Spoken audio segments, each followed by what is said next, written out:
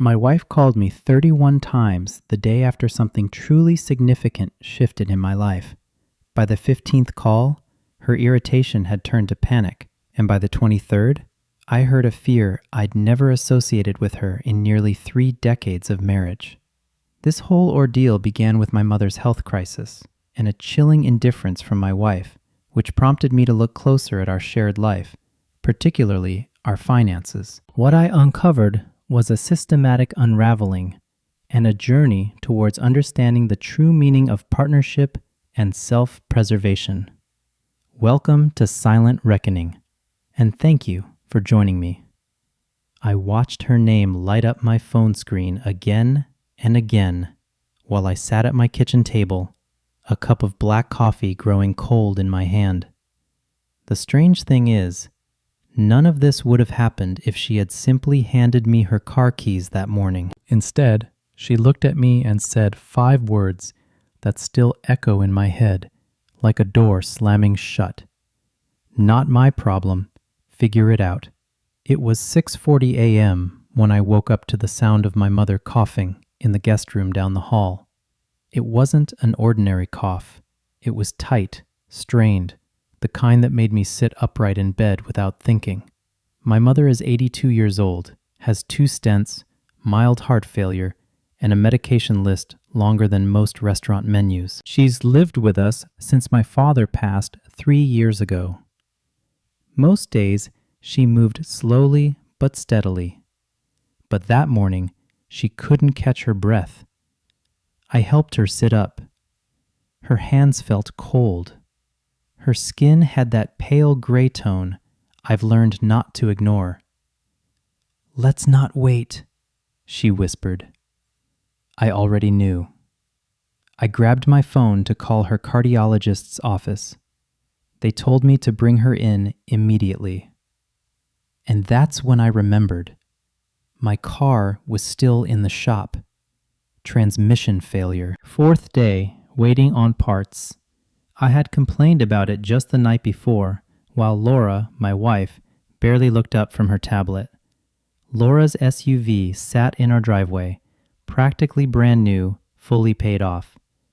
I walked into the kitchen, where she was scrolling through something on her phone, her coffee steaming beside her. "Laura," I said, trying to keep my voice even, "Mom needs to get to the hospital. My car is still in the shop. Can I take yours?" She didn't look up right away, just swiped once more on the screen. "I have Pilates at 9 o'clock, she said flatly. "I'll have it back before then," I replied. That's when she looked at me, and I saw it. Not anger, not stress, but indifference. "Not my problem," she said, lifting her mug. "Figure it out." For a moment, I thought I'd misheard her. "My mom can't breathe." She shrugged. "Then call an Uber." I stood there longer than I cared to admit, waiting for the punchline, waiting for the softness to return to her eyes. It didn't, so I nodded. "Okay," I said. That was it. No shouting, no arguing, just that one word. "Okay."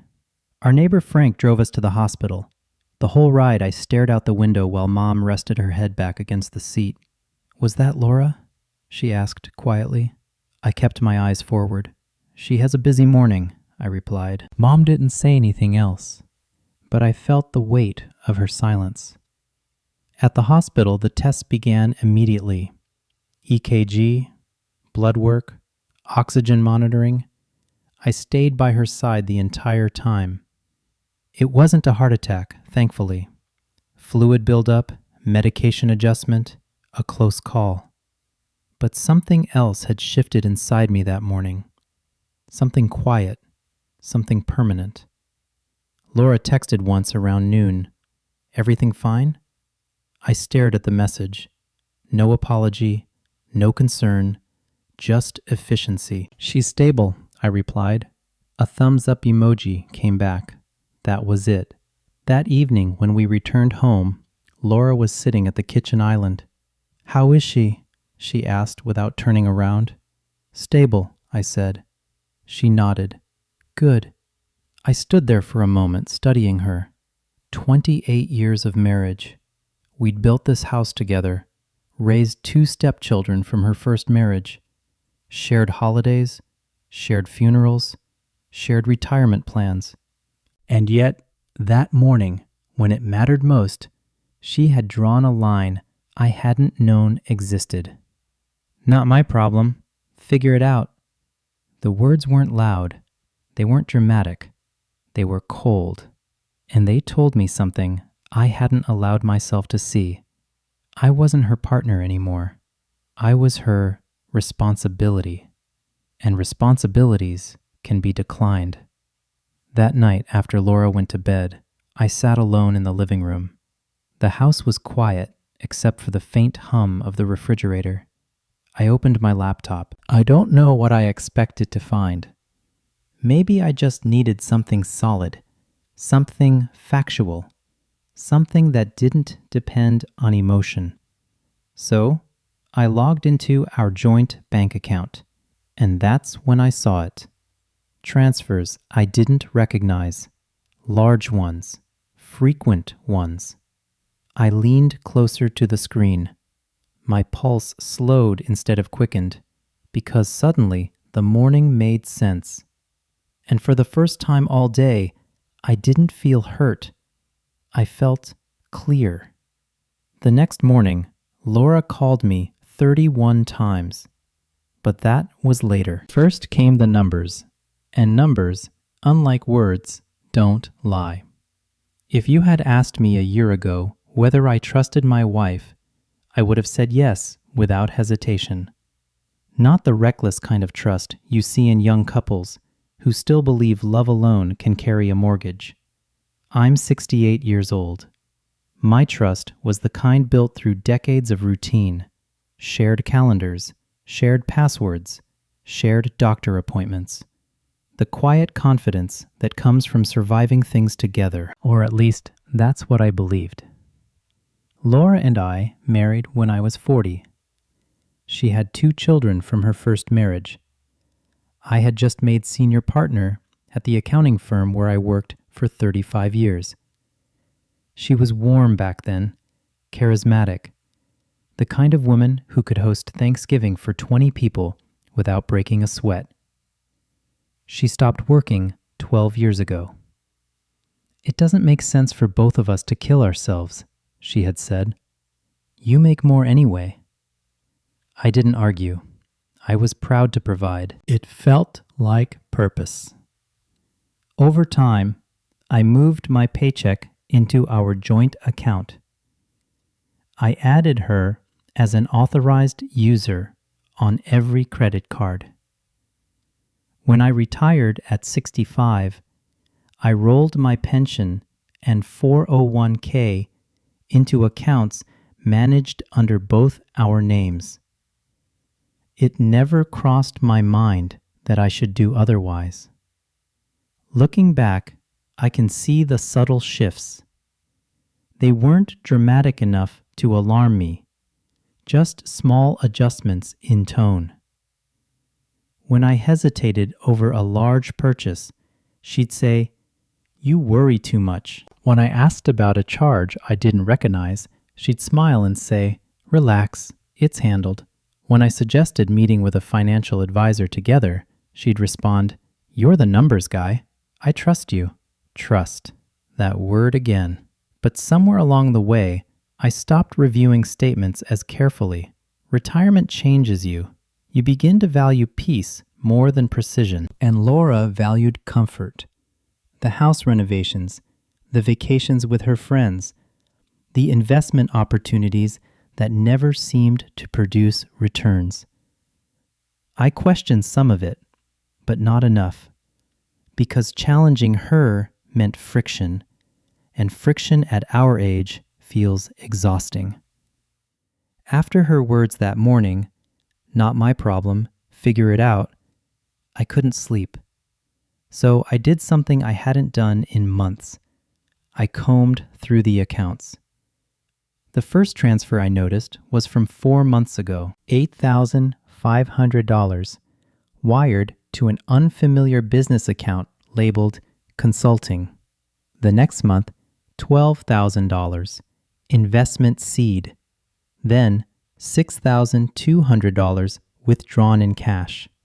My stomach didn't drop the way it might have when I was younger. Instead, I felt a strange steadiness. I pulled up the credit card statements. Designer purchases totaling over $14,000 in the past year. Jewelry, weekend spa packages, a boutique travel agency. That SUV in the driveway? It wasn't fully paid off after all. It was financed through a separate line of credit I hadn't known existed. A line of credit tied to our home equity. I leaned back in my chair and stared at the screen. For 28 years, I believed we were making decisions together. Now I saw the pattern. The transfers weren't random. They were escalating. $8,500, $12,000, $15,000, like someone building a parachute in secret. I opened another tab and checked the property records online. The deed to our house was still jointly held. Good. But the SUV loan listed only her name. That was new. I scrolled further. 3 inquiries on her credit report. Business loan applications dated within the last 60 days. The day she told me my mother's emergency wasn't her problem, she already had 1 foot outside our marriage, and I had been the one funding the exit. I sat there until 2 o'clock in the morning. I didn't cry. I didn't rage. I replayed the last few years in my mind. The way she'd started taking phone calls in another room. The new friends I'd never met. The sudden insistence that she needed financial independence. I had interpreted it as healthy autonomy. Now, it looked like preparation. The painful part wasn't the money. It was the realization that while I was thinking about cardiologist appointments and medication refills for my 82-year-old mother, my wife was thinking about liquidity.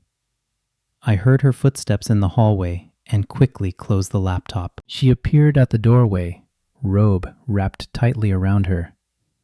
"Why are you up?" she asked. "Couldn't sleep." She nodded, then paused. "You seemed distant today." I looked at her carefully. "I was thinking," I said. "About what?" "Responsibility." She frowned slightly. "What does that mean?" "Nothing," I replied.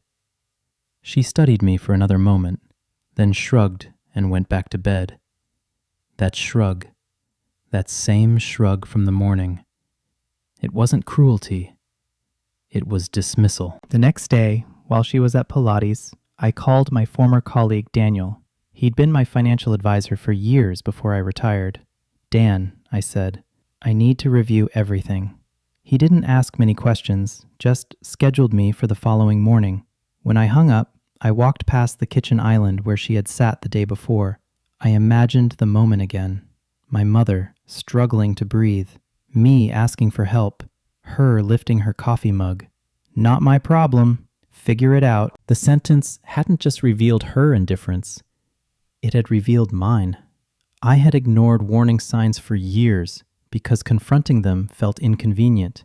But something about that morning had stripped away the comfort of denial. If I could drive my mother to the hospital without her help, I could do something else too. I could figure this out. When Laura called me 31 times the next day, she thought it was about inconvenience. She didn't yet understand it was about exposure. And numbers, once uncovered, don't go back into hiding. Daniel didn't waste time with small talk. When I walked into his office the next morning, he closed the door behind me and said, "Start from the beginning." So I did. I told him about my mother, about the car, about Laura's words. Then I slid a printed stack of statements across his desk. He adjusted his glasses and began flipping through them, slowly at first, then faster. "How long since you've reviewed these line by line?" he asked. "Not in detail," I admitted. 6 months, maybe more?" He nodded.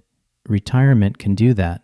He opened his laptop and logged into the back-end access he still had permission to use for my managed accounts. Within 10 minutes, he found what I had sensed, but not yet fully understood. "She's been moving liquidity," he said calmly. "Meaning cash positions, short-term transfers, credit expansion. She's increasing available funds while limiting traceable long-term commitments." I stared at him. "In English?" "She's preparing for financial separation." The word hung in the air. Separation. Not divorce. Not yet. Preparation. Daniel continued scrolling. "Here.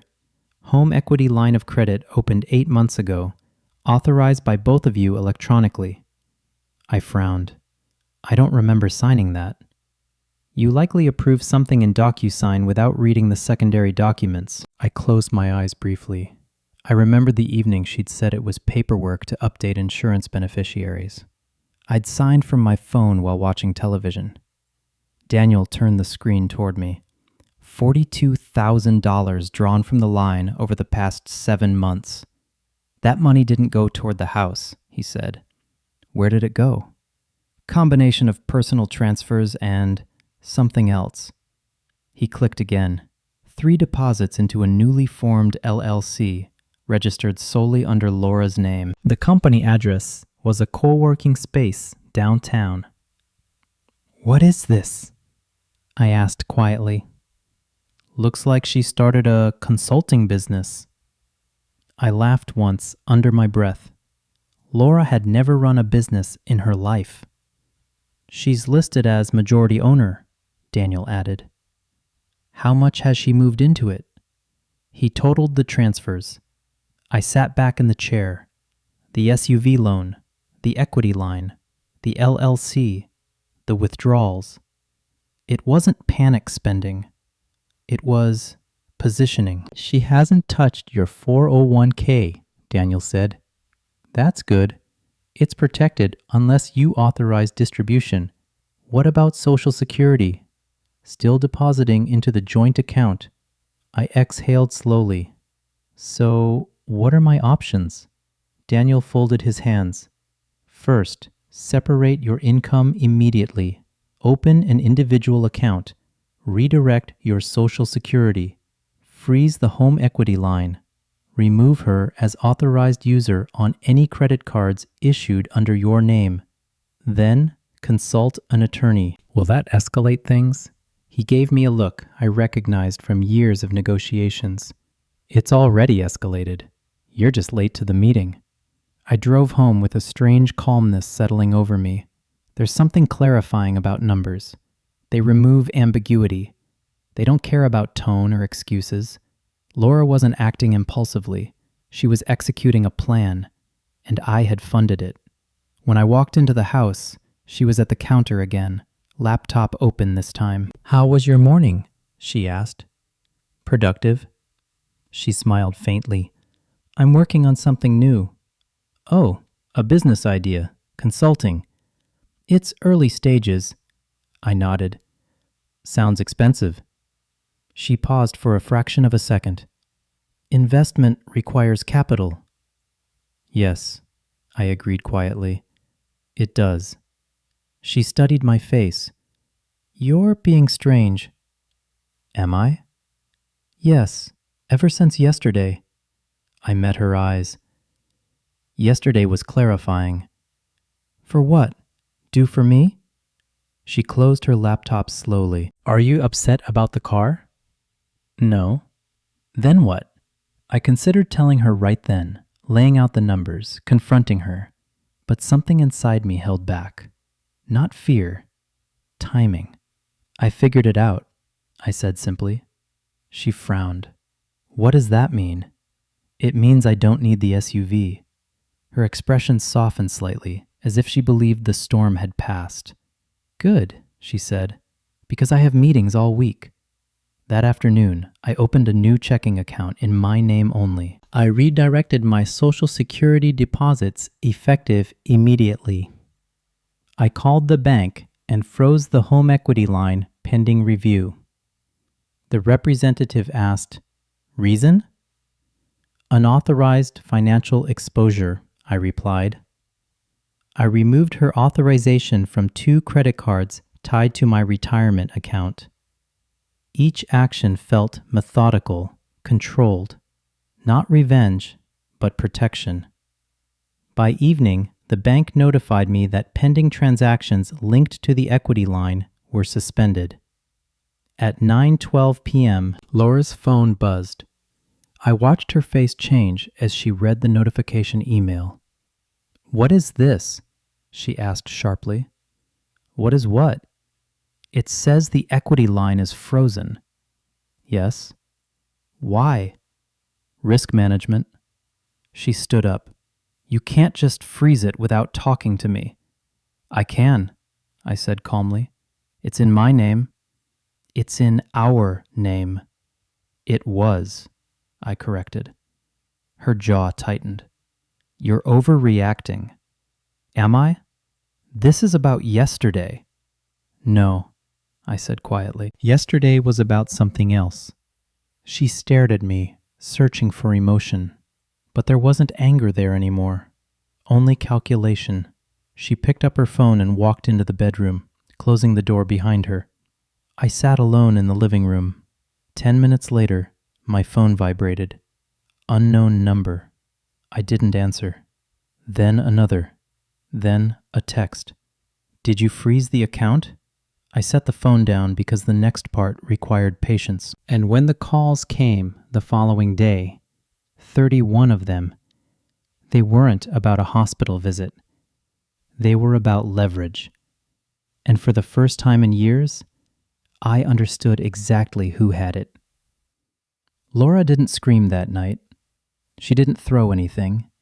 Didn't accuse me of betrayal. Didn't even cry. She calculated. That's what made it different.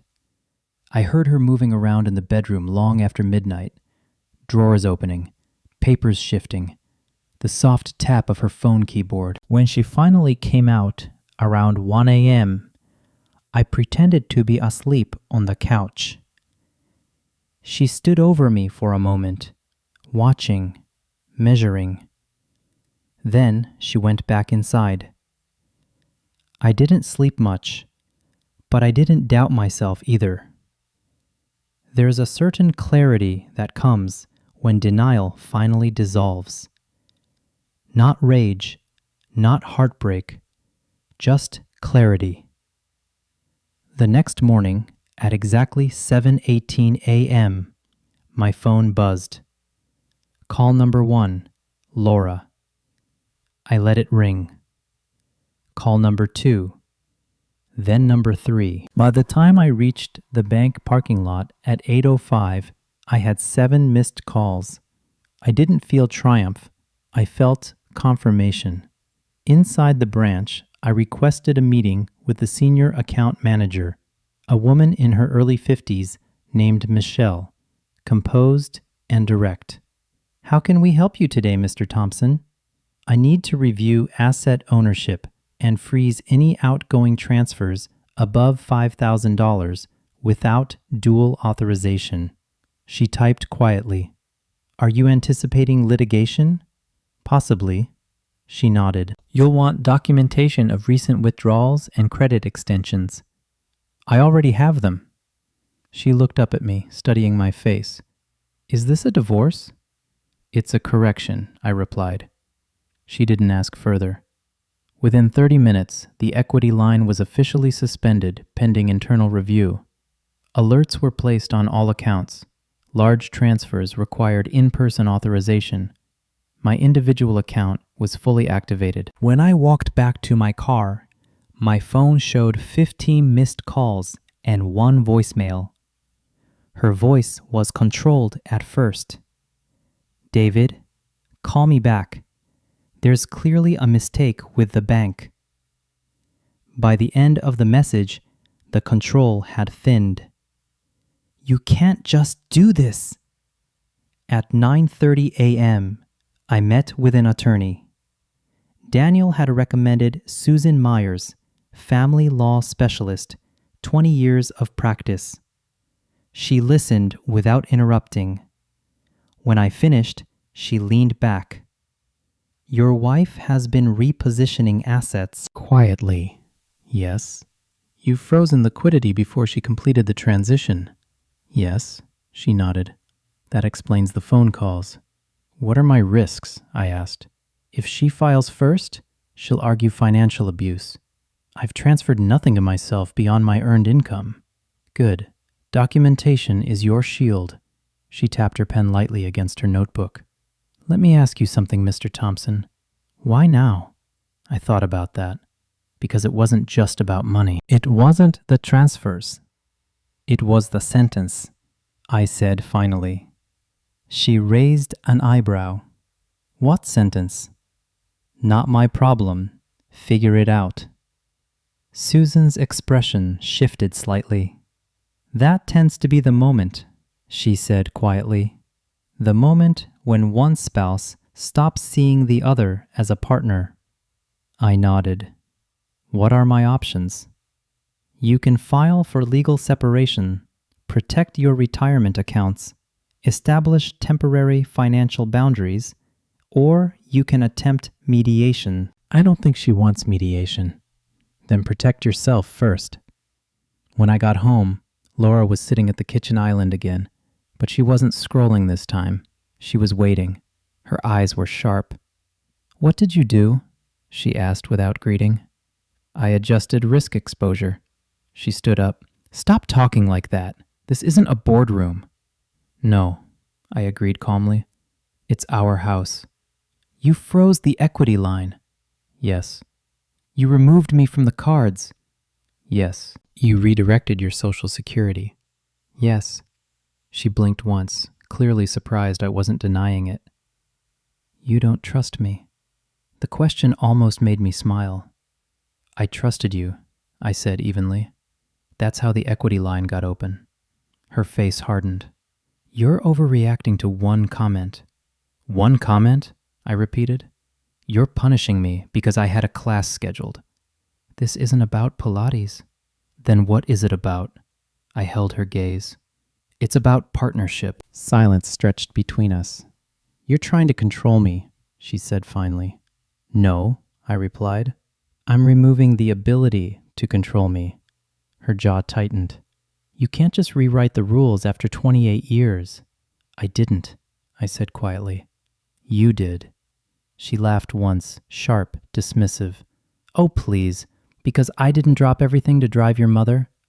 It wasn't about driving. Then what? It was about caring. She folded her arms. So, this is emotional now. No, I said calmly. This is structural. Her eyes flashed. Are you threatening divorce? I'm protecting what's mine. And what's mine? She snapped. You'll keep what you've positioned already. The color drained slightly from her face. You've been digging. I've been reading. She stared at me for several seconds. You're being paranoid. No, I said softly. I was being naive. That afternoon, I filed for legal separation, not divorce, protection. Temporary financial boundaries pending mediation. The paperwork was precise, clinical, lacking drama. When the process server delivered the notice 2 days later, I wasn't home. But I heard about it because that was the day she called me 31 times. And the first 20 of those calls weren't angry. They were afraid. There's a difference between revenge and recalibration. Revenge is loud. Recalibration is quiet. I didn't shout. I didn't accuse. I adjusted. And once the system shifted, she felt it immediately, because for the first time in 28 years, she couldn't simply assume I would absorb the impact. The process server knocked at 10:17 a.m. I know the time because Laura texted me at 10:19. What did you do? I didn't answer. By 10:22, she called. Call number 1. I watched it ring. Call number 2. Then number 3. By 11 a.m., I had 11 missed calls and 6 messages. The first few were controlled. David, we need to talk. This is ridiculous. You're escalating this unnecessarily. By call 15, the tone shifted. You can't file separation without discussing it. You're embarrassing both of us. And then, around call 22, something new entered her voice. Uncertainty. What exactly are you trying to protect? I sat at my desk in the den, reviewing retirement projections with Daniel on speakerphone, and let the phone vibrate against the wood. I didn't feel triumphant. I felt steady. When you live long enough, you learn something about power. It's rarely about volume. It's about leverage.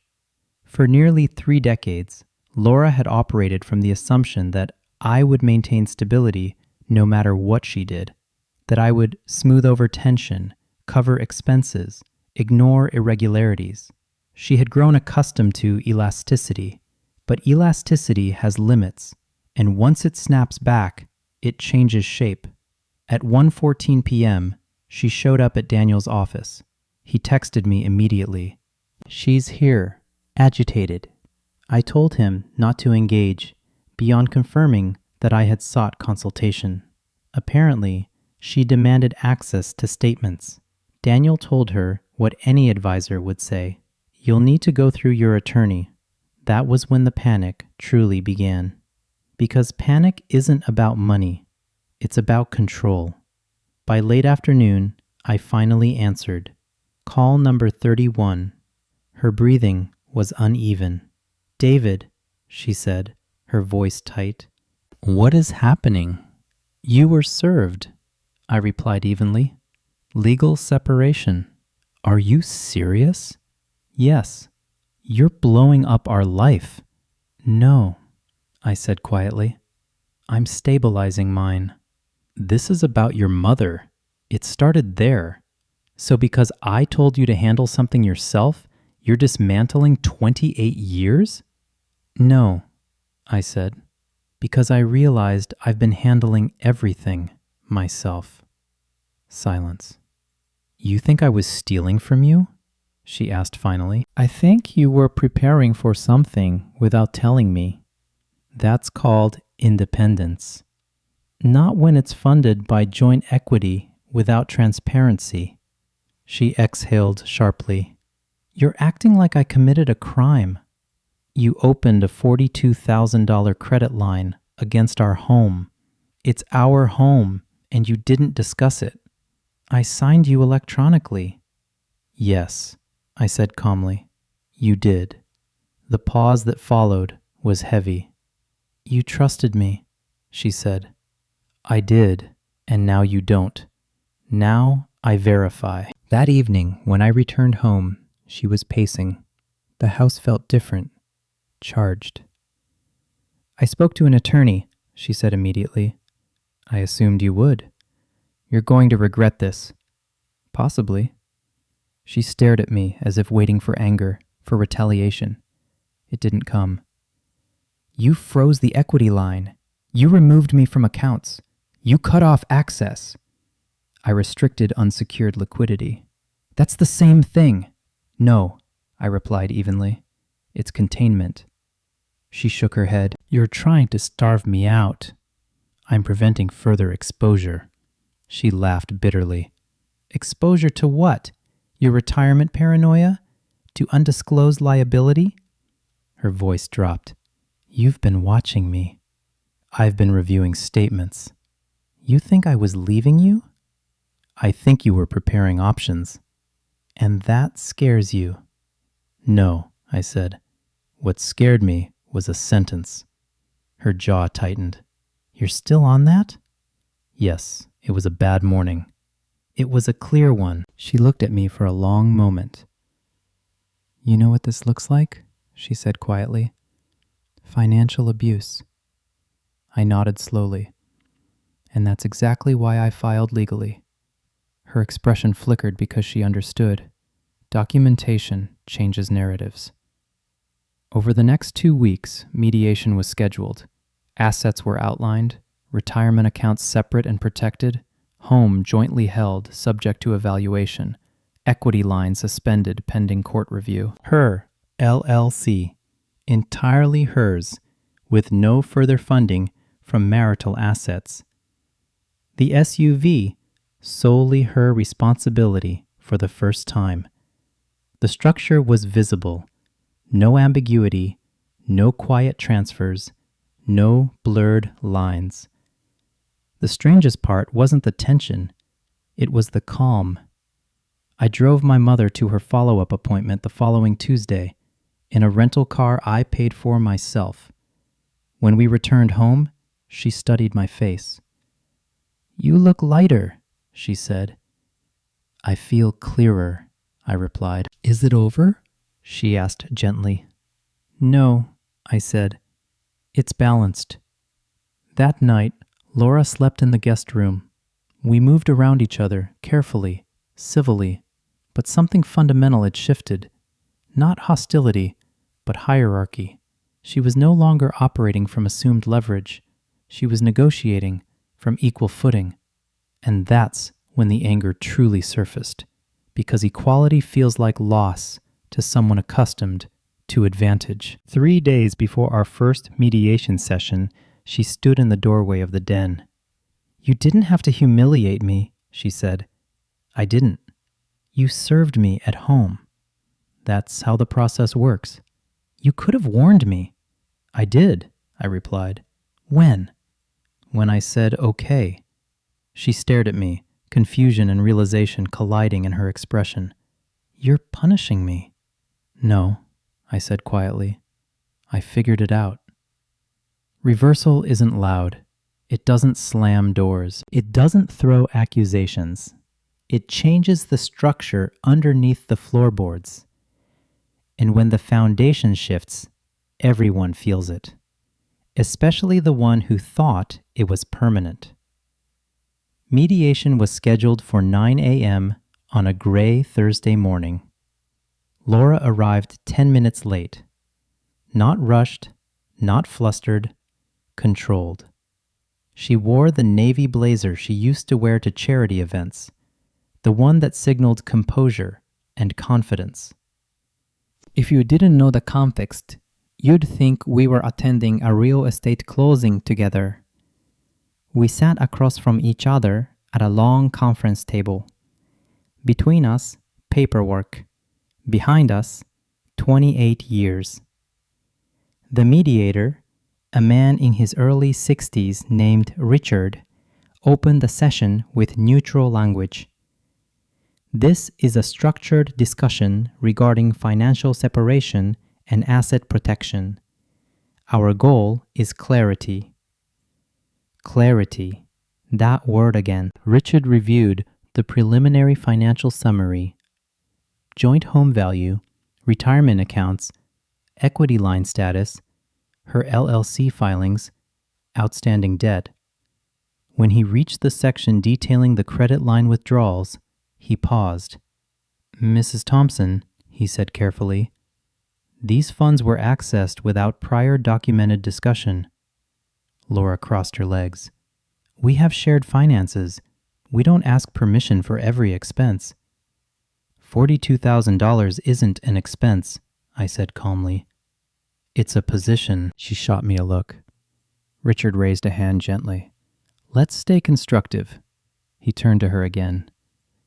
"What was the intended use of these funds?"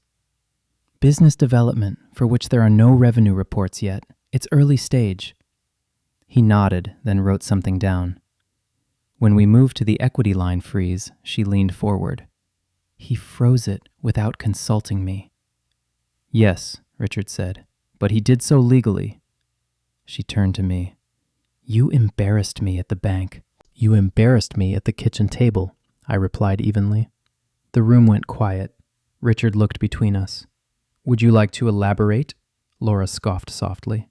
He's referring to a comment I made. It wasn't the comment, I said. It was what it revealed. She rolled her eyes. This is absurd. Is it? I asked quietly. You're dismantling our marriage because I didn't reschedule Pilates? I met her gaze. It wasn't about Pilates. Then what was it about? It was about responsibility. The word landed between us. For a moment, I saw something crack beneath her composure. Not guilt, but recognition. Mediation lasted 4 hours. By the end, the temporary structure was outlined. I retained sole control over my retirement accounts. She maintained full ownership of her LLC and its liabilities. The home would remain jointly owned, pending appraisal and potential buyout. The equity line would remain frozen unless both parties signed for reinstatement. Separate checking accounts would be permanent going forward. No shouting, no dramatic ultimatums, just terms.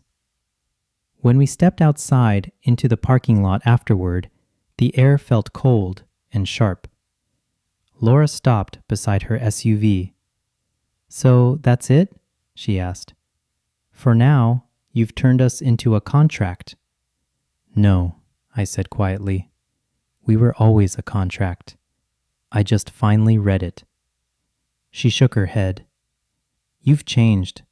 I stopped absorbing. She studied me carefully. You don't even seem angry. I'm not. Then what are you? Done pretending. She looked away first. That evening, back at the house, she stood in the hallway as I walked toward the den. You could still undo this, she said. How? Lift the separation. Reinstate the line. Trust me again. Trust. There it was again. What would be different? I asked. She hesitated. I wouldn't say something like that again. That wasn't the issue. Then what is? I asked for help, I said quietly. And you decided it wasn't your concern. It was one morning. It was a pattern. Her jaw tightened. You're rewriting history. No, I said. I'm finally reading it. She stepped closer. You think you're the only one who felt alone in this marriage? That caught me off guard. What does that mean? You buried yourself in numbers for decades, she said. Retirement plans, risk management, always calculating. I learned to build something of my own. Then you should have said that. I tried. When she hesitated again, and in that hesitation, I saw something real. Not manipulation, but distance. Maybe she had felt invisible too. But invisibility doesn't justify secrecy. You didn't build something with me, I said calmly. You built it behind me. She looked tired suddenly. Maybe I didn't think you'd understand. That's the part that hurts, I said quietly. Not the money. We stood there in silence for a long moment. Then she asked, softer this time, Is this over? I thought carefully before answering. It's not what it was. And what is it now? It's honest. She exhaled slowly. And if honesty leads to divorce, then at least it's real. Later that night, my phone buzzed again. Not her this time. A notification from the bank. Formal confirmation. Equity line permanently suspended, pending joint court authorization. I stared at the message. There it was. Finality in small print. Not revenge, not triumph, just structure. When I walked past the guest room, her light was still on. For a moment, I considered knocking. Instead, I went to bed. Because confrontation isn't about winning. It's about refusing to lose yourself quietly. And for the first time in years, I felt something unfamiliar. Not anger, not resentment, but balance. The next morning, she didn't call me at all. No panic, no 31 missed calls, just silence. And sometimes silence isn't surrender, it's recalculation. 6 months passed, not dramatically, not in flames, just steadily. The house was appraised in early spring. The market had risen more than either of us expected. Mediation continued twice a month. We moved through spreadsheets instead of arguments. In the end, I bought out her share of the house using a structured rollover from a portion of our joint brokerage account. It was clean, documented, signed in ink. She kept the SUV, the LLC, and the funds she had already transferred. The court formalized the legal separation with a clear financial boundary between us.